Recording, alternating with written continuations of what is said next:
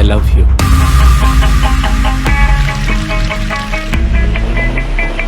হক প্ৰবঞ্চক নেতা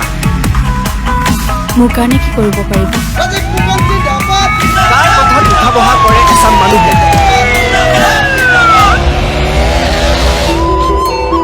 মই মাৰিব পাৰিম মৰিব পাৰিম মই কিন্তু মাৰিহে বেছি ভাল পাওঁ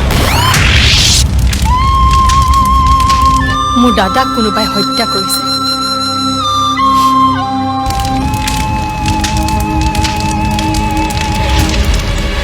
ইয়াৰ পিছত কোন কোন আছে মৰিলেও তাৰ মুখা খুলিহে মৰিম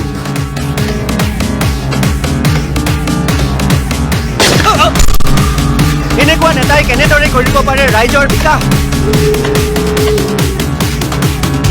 কামটো হৈ গ'ল ছাৰ কোন অন্ধনী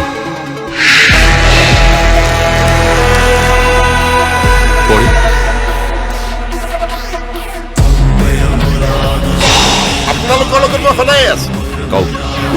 মোৰ এটা কমপ্লেইন আছে MLA ৰাজীৱ ফুকনৰ বিৰুদ্ধে আপোনালোকৰ বিকাশেই মোৰ প্ৰধান লক্ষ্য মিছা কথা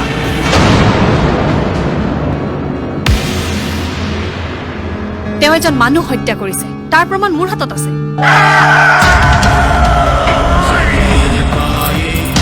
এজন হত্যাকাৰীক মই কেতিয়াও হাৰি যাবলৈ নিদিওঁ I will see you in the court.